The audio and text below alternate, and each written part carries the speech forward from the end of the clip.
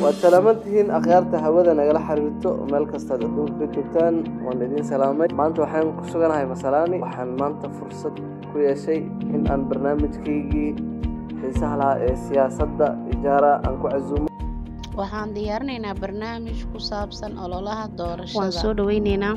Waxaad nagala soconaysaan Samir Media Production. Haddii aad nagu cusub tahay subscribe saar gambalaalka taabso. meel walba aad naga daawanaysid si aad ula socotid barnaamijyaha taxanaa ah waxa iga codsi ah in aad channelka hadda ku cusub tahay aad subscribe saartid gambalaalkana aad furatid si aad u noqotid qofkii ugu hor arko waxa aan soo gelino daawasho wacan soo dhawaada barnaamijkeena siyaasadda ee xiisaha laha sida aad ogtihiin waxaan ku guda jirnaa amaba noo bilaabanaysaa siyaasadda 2027 maanta Samir Media Production Studio-ga waxaa marti inoogu ah amaba inoogu casuuman musharax u tartamayo kursi goboleedka Garissa County asaga idin sheegi doona meesha uu tartamayo oo iskiin bar doona marka waxaan idin leenahay muuqaalka hadduu idin soo gaaro haloo sheegareeyo meel walbana la gaarsiiyo mudane waxaan ku leeyahay ku soo dhawow Samir Media Production iyo waxaan rabaa maanta inaan bulshada horteeda ka weydiiyo 5 su'aalood maadaama aad kursi u tartamayso marka u hore waxa igu bilowdaa magacaada iyo meesha aad ku soo jeedid magacayga waa Ismaaciil Abdi Faarax waxaan anigu salaamayaa salaata sharafta leh bitahiyat al-islam assalamu alaykum wa rahmatullahi wa barakatuh aniga waa Ismaaciil Abdi Faarax I am doctor by profession Samodal aan ahay qoyska waxaan ka soo jeedaa Abukar Aadan Maxamed Awoor gaashiya Rey Ali okay ma sha Allah maxaa keenay ama ku kalifay inaad isku soo sharaxdid kursiga MCA Samir haddaba sidaad ogtahay in walba hadaf ama dream ka jadwan ayaa dadka la leeyahay aniga hadda loolan siyaasa anoo yara iga shay back 2012 when I was in secondary waqtiyadaha oo doorashay dhaceen ilaahay ma qadarin inaan maaragtay aan loolato ama siyaasa aan sheegto laakiin hadda waqtigii ayaan dadka ku mithal lahay kursiga MCA ayaa la jooga waayo maxaan believe garaysanahay am now politically matured in terms of politics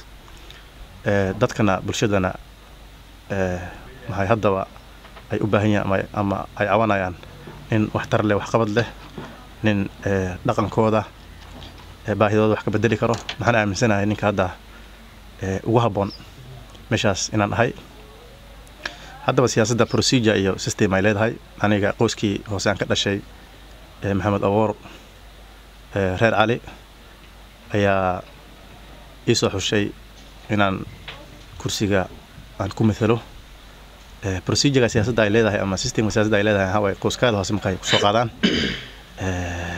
ka dambe step ay leedahay Maxamed Awoor ayaa loo gudbiyay aniga nin bulshada la lixsana ka dhex shaqeeyanahay oo la garanayo wax qabad wax tarkiisa hadda qoyska Maxamed Awoor arinta way soo dhaweeyeen siyaasadana hadda saad ogtahay 2 sano ay ka dhiman laakiin maxaan aaminsanahay and I have no doubt whatsoever inaan cidda Maxamed Awoor ku mathali doona kursiga MCA Masalani Ward insha Allah ta'ala shakiga ma jiro taasna waqtiga ayaa insha Allah ta'ala ilaahay nagu simi doona Samir to add on that the appetite the urge and my long-standing dream to present and contest the family for this position was initiated and driven by the family need, my community, Abukar Aadan at large, and my Somali community at large, of a person who is competent, dedicated, hardworking, dignified, high integrity, and most importantly, a person who can act and unify across the Abukar subsects and Somali at large. I am that person. Okay. Believe me, I have all the leadership quality and time will prove it. Okay. Su'aashayda labaad haddaan ku weydiiyo hadda saan ognahay MCA baa ku jira MCA kale oo waxa jirta ayagana rabaan inay kursiga u tartamaan dad badan oo hami qaba jirta marka bulshada maxaad halkan uga sheegaysaa inaad uga duwan tahay kuwa kale oo kula tartamayo ama kuwii hore ugu sii jireenba waxaan leeyahay I have unique characters nin walba wax qabadkiisa ama dadaalku asagu muujin karo ayuu maaragtay ummadda wax oo tari kara I'm someone who is well versed and conversant of how the system and the county government is running. Okay. I'm someone who understands the role of an MCA. To broaden it, the discussion, MCA has got 3 roles, majorly 3 roles. Okay. One is legislative, the second one is an oversight, and the third one is representation. Key components under the representation is you have to provide or develop a closer relationship between your electorate and the county assembly for public service delivery. Also, the second one in under representation is you need to make close contact with their people.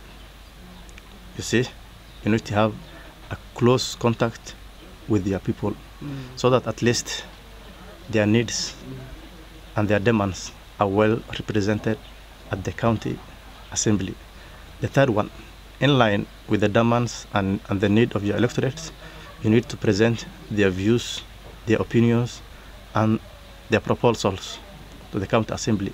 I believe that is the only way their needs and demands can be attended to. So, waxyaalaha hadda aan ugu duwanahay nin maxaan ahay horta oo aqaano waxa MCA qofka MCA lagu baahan yahay. Under the Act of the County Government 2012, it clearly quoted, it clearly well defined, it clearly stated the role of an MCA, subsection 9, clause 1. So if you understand your role well, you can represent your people. You will not be someone who will be bulldozed or who will be intimidated. So that is my statement. Okay, aad u mahadsantahay. Anoo mid kale kugu daraayo bulshada saybay ka aaminsan tahay. Bulshada hadda nin maxaan ahay oo dhakhtar ka dhex shaqeeyay bulshada ilaa muddo 6 sano. Qofka dhakhtarkana waad garanay waa dadka ugu fiican markay noqoto bil naxariis ama dadka maaragtay haday noqoto close contact. So I'm that very person oo nin hadda aan wax u taray inta awoodayda ma ogiyaa nin hadda wax iga sheeganay inuu jirin. So maxaan aaminsanahay dadka reer Masalaani ee kursiga aan u matalahayo qoyskayga iyo Soomaaliya la talaaj inay insha Allah ta'ala igu qasaari doonin wax tarkaygana oo maaragtay soo bandhigi doona. Maadaama siyaasadda ay ka bilaabato qoyska maxaad halkan inta qoyskaaga oo ku daawanayso oo dardaran uga dhibi lahayd halkan qoyskaada Abukar Aadan? Is a good question. First, it is in the public domain and it is within the knowledge of everyone that my family is orphaned for these 5 years. My family has no representation of an elected person in the current politics. That itself costed a lot and had a higher impact on the family, especially the youth who are struggling on the job market. So, but today interview with you will be a turning point, a flash point, a kickstart, and an ignition process to my family, Abukar Aadan. I expect in the coming weeks or months, events or series of meetings of concern about politics will be beginning. This will be a kickstart for my family. So, and I pray and hopeful that the family will come together, united, strong, and inshallah ta'ala 2027 itakuwa yao inshallah ta'ala. Okay, midda kale beelweynta Samawadal ayadana halkan waxa farin oo uga dir lahayd. So beelweynta Samawadal let me say in an honest heart, my clarion call and passionate message to my Somali community is there is need, there is high demand, and there is an urgency for the family to come together and forge unity of purpose and prosperity. We can only achieve unity of Somalia only if we make sure there is an inclusivity, non-compromised inclusivity, transparent inclusivity. If we bring everyone on board across the profession, across the political divide, irrespective of their past political histories and past political differences.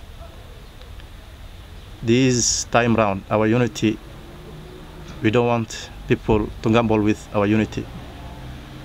We have a bigger dream to achieve bigger thing. Also, there is a need to respect the opinion, the views, the divergent views of others. And we need to bring everyone on the table of discussion to broaden our discussion. That man who is Ankotile heading his cattle must be brought on table. His views must be respected. Through that channel, I think it will be a gateway for the family to achieve big thing, inshallah ta'ala. So I think there is nothing possible, nothing is casted on a stone. If we approach the impossible thing from a possible angle, it becomes possible. But what we need to be honest, trustful on ourselves. We don't want people who will bring more harm. The opposite of what I said about the unity will dent and further disintegrate the family into divisions, discord, and will bring more harm. Message ugu dambeeya adduunweynaha u diraysid muxuu yahay oo dardaaranka ugu dambeeya?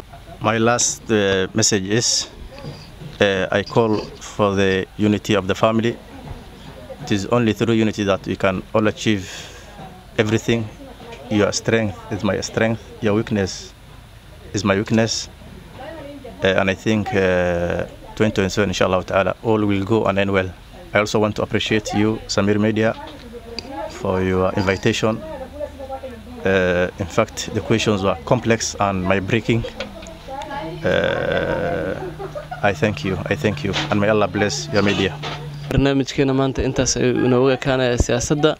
Insha Allah marka kale aan kulmi doono anigoo caafimaad qabo iyo adigoo caafimaad qabta ayaan wada kulmi doonaa. Marka insha Allah channelka la subscribe gareeyo. Assalaamu calaykum waraxmatullaahi ta'ala wabarakaatuh.